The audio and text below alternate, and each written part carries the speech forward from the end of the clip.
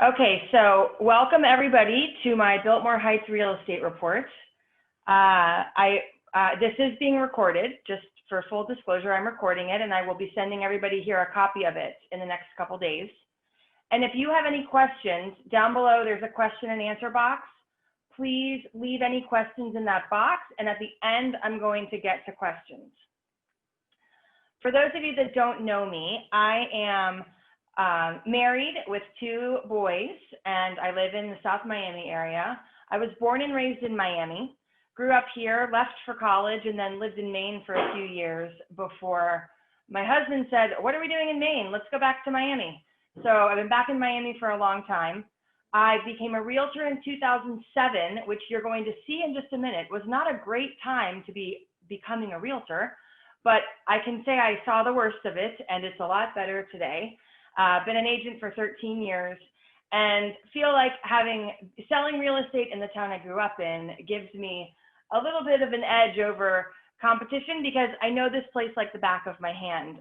My parents lived in Coral Gables and Pinecrest growing up. I now live near South Miami. This place is home and I love Miami so much. So before I dive in, I thought I would just give you all a little agenda of what I have planned. I don't think I'm going to talk for more than 15 minutes, maybe 20 max. But I do have a little agenda so that you know what to expect. We're going to start with a long look back. We're going to go back 15 years. You're going to see how much this real estate market has changed in 15 years. It's pretty dramatic. Then, because 15 years can be a big bite to take, I'm going to just look back 24 months and see what's happened. 2019 was a fairly normal year for Miami real estate. 2020 was not. So we're going to see the juxtaposition and how things have changed just in the past 24 months. Then I'm going to use Biltmore Heights, my own neighborhood, to sort of dive in to see what these trends from number 1 and number 2, how they're affecting the local area. So I'm going to look at 33155 and Biltmore Heights in particular. I'll follow that up with what does all of this mean? How do we use this information and understand what it means for us? And really, what do we expect to see now in 2021? And then I'll final it up with, I'll do a quick wrap up and a Q&A for all of you. So let's dive right in with a 15-year look back at Miami real estate. I'm going to start with a couple charts just to explain these to you real quick. This chart is looking at every property for sale in Miami-Dade County over the past 15 years. So the light green bars that we see are active listings. The dark green bar at the bottom are closed sales, and the red line are pendings. And what you'll notice is down here in the bottom left-hand corner, you can see that this goes back to 2005, and then it goes all the way through December of 2020. Of course, we don't have the data yet from January of 2021, so all of my charts are going to stop in December of 2020. What you'll notice is the real estate market crash was around 2007 and 2008, and that is when we had the most listings in Miami with 41,000 plus. Today, or at the end of 2020, we were down to just about 17,000 listings. This includes single-family homes and condos. So the difference between real estate crashing to December 2020 was a 59% decrease in our listings. Now, this slide shows us just single family. I removed condos from the equation because, as you're going to see a little bit later, the condo market and the single family home market are not always in perfect alignment.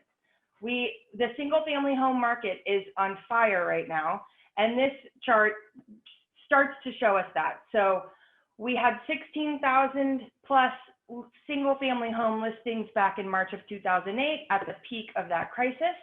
And at the end of December, we had 3,630, a drop of 78%.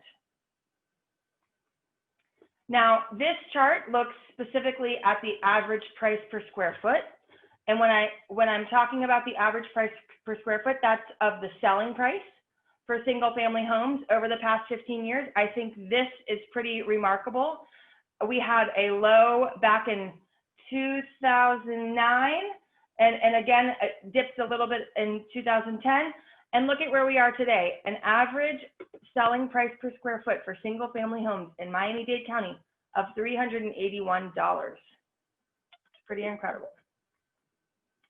And this looks at median price. Okay, so a little math lesson for those of us that might need a refresh. My kids probably could explain this to me, but you know, the median price is the middle price. So if we looked at all the sales that have happened in a given time frame, half of them would be below the median price and half of them would be above the median price. It's not an average, it's the middle. So the median price in the past 15 years has changed quite a lot. You know, we had the peak of the real estate market, of the real estate crisis in 2008, which is what led to all of these falling prices. And then we hit the bottom in March of 2011 at a median price of $153,000. We can't even find a house for $153,000 today. So we ended last year at a median price in Miami-Dade of $450,000. Amazing, a 294% increase. So if you had bought in 2010, you're looking at a nice increase in equity. Okay, one of our main metrics that we use in real estate is months of inventory. Months of inventory is the rate at which homes are selling. So we look at how many homes are on the market and how many sales do we have every month. And that tells us months of inventory. This chart is, in my opinion, the most startling of anything I've looked at. And the months of inventory continues to be something that everybody is just blown away by. 6 to 9 months of inventory is a balanced market where prices are stable. We may see prices going up a little bit, but nothing drastic is happening if we have 6 to 9 months of inventory. When you get below 6 months of inventory, it becomes a seller's market. That's when prices start going up. We have more buyers than sellers, so the supply and demand is off. Now, on the flip side, if we have more than 9 months of inventory, it becomes a buyer's market. We have more sellers than buyers, and prices start coming down because sellers have to get competitive with their price to attract the right buyer. Here's the chart, 15 years back, of the months of inventory in Miami-Dade County. Again, this is single family homes. And look at this. In March of 2008, we had 44.7 months of inventory. And we just closed the year of 2020 with only 2.9 months. So going back to my chart, we are right in the middle of a seller's market. Prices are increasing. We are seeing it every day. There is no doubt about it. It is a seller's market.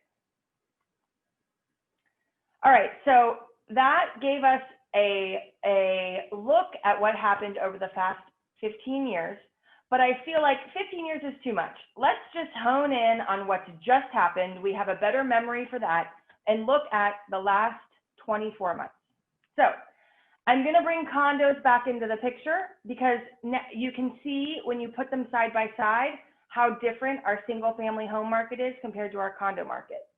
The next several slides are going to show you a comparison of the fourth quarter of 2019 versus the fourth quarter of 2020. And this first one looks at listings. So at the end of, in the fourth quarter of 2019, we had 6,200 single family home listings on the market.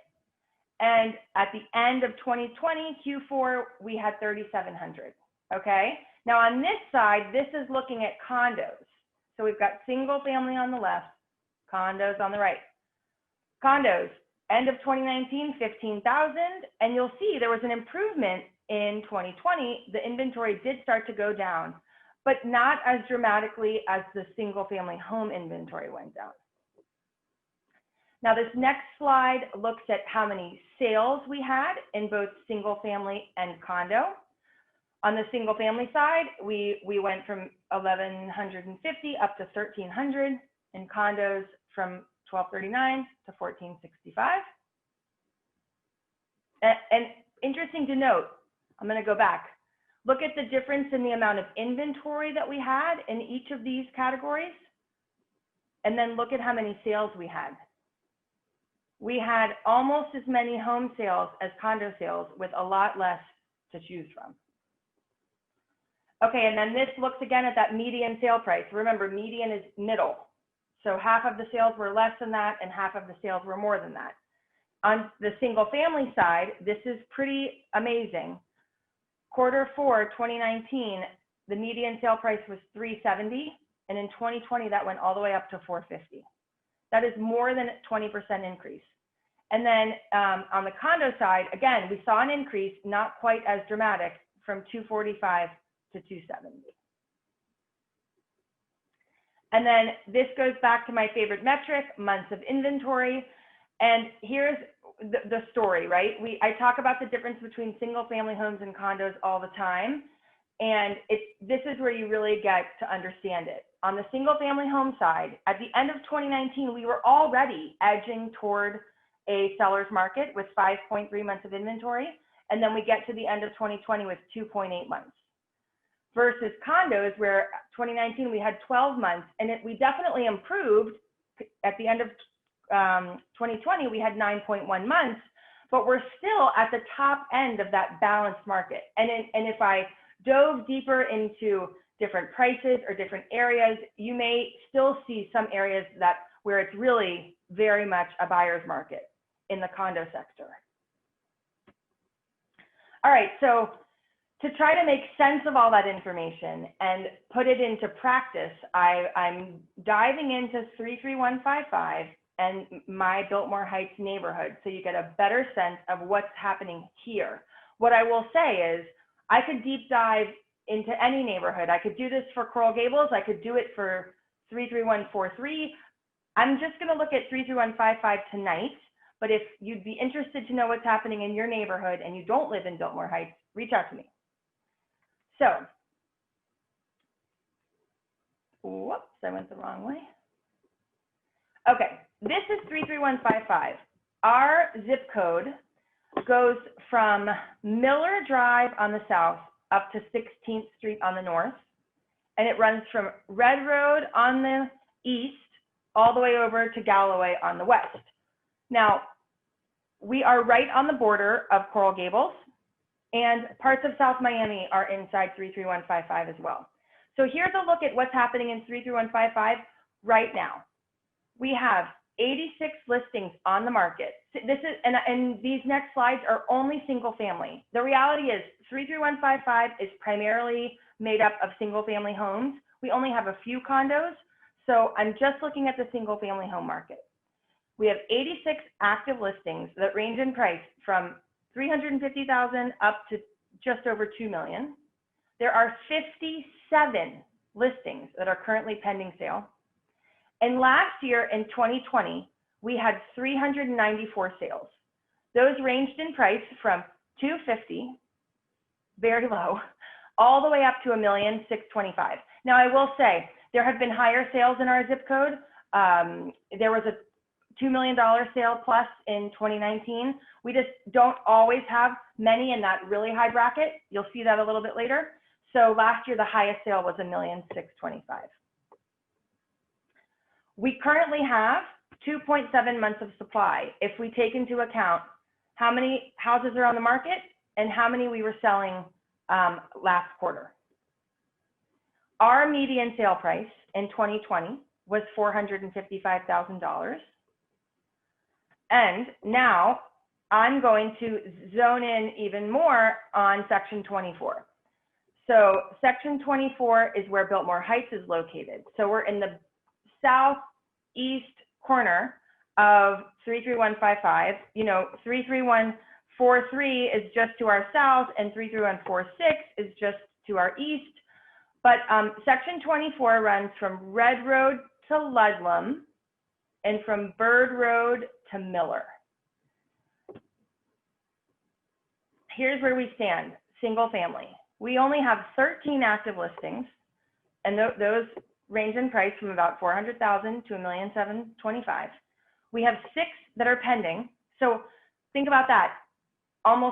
We have 13 listings and 6 pending. That means a third of what was on the market has sold. And we had 76 sales in 2020. Again, the numbers were the same. They went from 250,000 up to 1,625,000. We currently have 1.9 months of supply in Section 24. Very, very low. And the median sale price in our section in 2020 was 560. So if you look at the zip code at large, the most valuable real estate tends to be on the southern side of the zip code. So I'm not surprised to see that our median sale price was higher than looking at the zip code more broadly. Okay, so this looks at the average price per square foot of sold homes in Section 24 over the past 5 years, and you can see what's happened.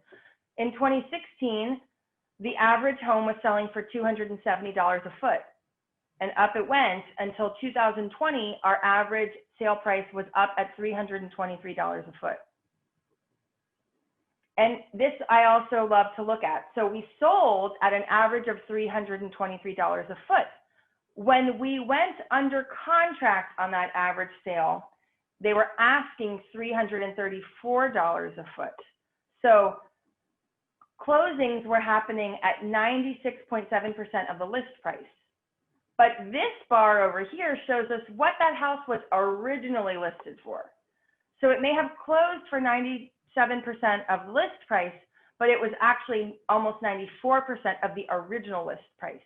We realtors like to use that when we're listing houses for sale to gauge what we think the most likely selling price is going to be, and then try to determine what the best asking price would be. Because most times houses don't sell for the asking price. What I will tell you is more often these days, with our market being so out of whack, we do see houses selling for full asking and occasionally over asking, but this shows us that the average sale in 2020 was a little bit below the asking price. And then this breaks down what the prices were of those sold listings. So there were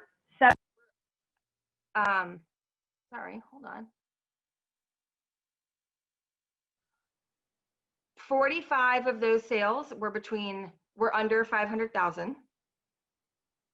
27 of those sales were between 500,000 and $1 million, and 4 of them were over $1 million. Our average days on market in 2020 were 79 days. But this is what I'll tell you. When I was looking at the data to come up with tonight's presentation, I looked at what was pending. So for the 2021 sales, I looked at how many days those homes were on the market.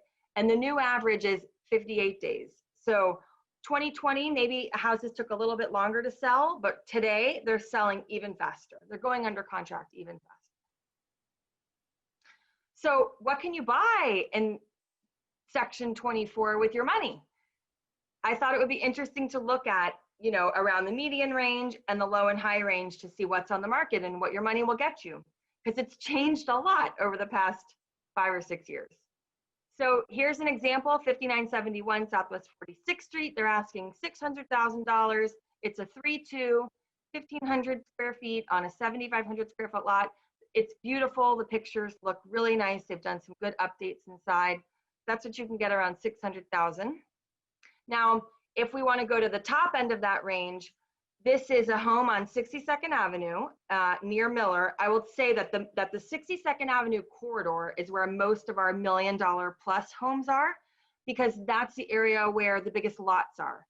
So bigger lots tend to have bigger houses, and that's where we're going to see the high prices. So this is a 5-bedroom, 4-bath on a 3/4 of an acre piece of land, asking $1,725,000.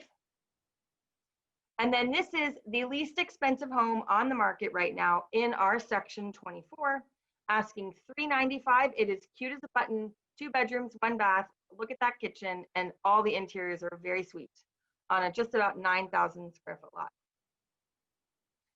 All right, so what does all this mean? What do we do with all this information? Here are my thoughts. If you are a seller or considering selling, or what's the benefit to a seller? Here are my thoughts. We have less competition than usual because there aren't a whole lot of houses on the market. So more buyers are vying for the same homes. we have more buyers to choose from because they only have a few houses to choose. What this leads to is fewer showings, less disruption of your life if you're selling, because oftentimes these days we list the house, we have a flood of showings, and we go under contract right away. So, whereas in the past we may be showing your house for a few months and calling you to clean your house and get ready, it's much quicker these days. It's less disruptive. And then of course, your net profit will be higher today than it was a year ago. Now, what about a buyer? This is what's crazy. This market's actually good for buyers and sellers. Usually it's one or the other. But buyers benefit from this market too, because the interest rates today are lower than they have ever been. And from what we read on the news, they're really not going to change very much anytime soon. However, if interest rates were to go up by only 1%, your buying power goes down by 10%. I can explain it, but it will take me more time than you're going to want me to give you right now. So if you want to know what I mean by that, reach out to me, call me, text me, email me. I'll explain it to you. But just trust me, if rates go up by 1%, your buying power just went down by 10%. So buyers are dying to take advantage of these low interest rates. And given what I just showed you, the prices are going to continue to increase as these months of inventory stay low. So if you're a buyer, buy now before the prices go up, because they will go up. Now, if you're an investor, you can also benefit from low interest rates, and the rising prices will allow for growth on your investment. And this is the other really startling thing I want to tell you, which we didn't touch on at all, but the rental market in Miami is very strong. In fact, 58% of all the transactions in the MLS in 2020 were rentals. Only 42% were purchases. So we continue to have a very strong and healthy rental market. More people rent than buy. So it's good for investors because there's always people that want to rent what you own. So if you're thinking about investing, not a bad time. So before I get to Q&A, I want to end with this. How can I help you, and how can you help me? How can I help you? I really want to know, how can I help you? Are you curious about what your house is worth? Are you interested in getting this kind of information in a different area, neighborhood, or zip code?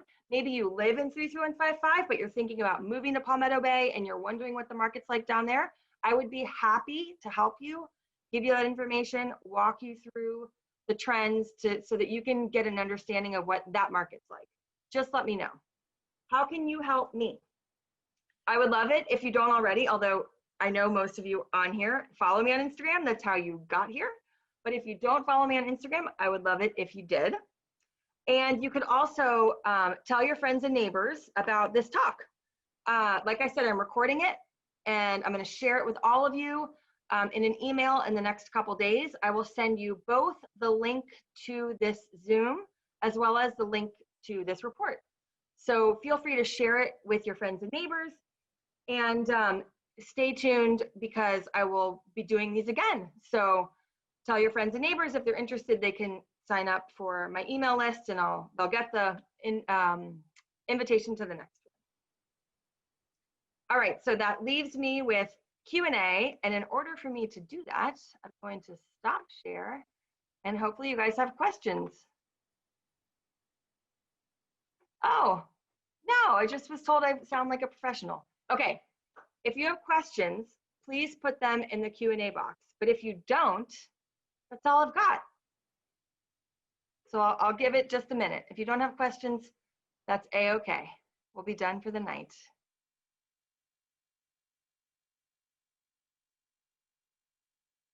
Okay, so somebody says, tell us about the school zone. So Section 24 in Biltmore Heights, or in 33155, is zoned for David Fairchild Elementary, which is a very good school. I have a lot of friends that have their kids there, and they're very happy with it. I understand that the early education program is extremely strong. From there, it goes to South Miami Middle School and South Miami High School. Am I seeing new construction going up in Biltmore Heights? I am. There are a few homes that are being built to the north of me. Largely, I would say I'm not seeing a lot of new construction. More often, we see people doing major renovations more so than building.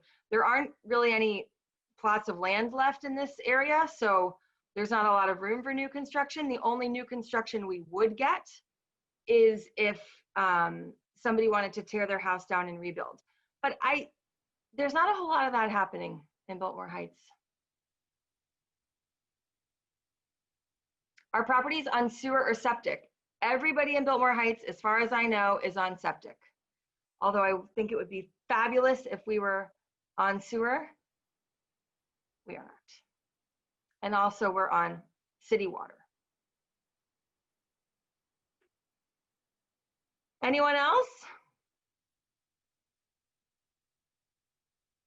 Listen, I can't thank you all enough for coming. I know we all have busy lives, and I just appreciate you all being here so much. It was a true pleasure to share with you everything that I know about 33155. I'm always learning. I'm always interested. I'm always out walking the dog, trying to see what houses are on the market and loving seeing everybody making their houses cute.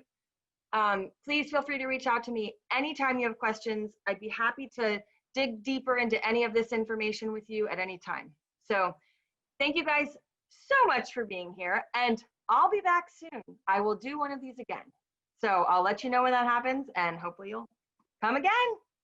Thank you all. Have a good night.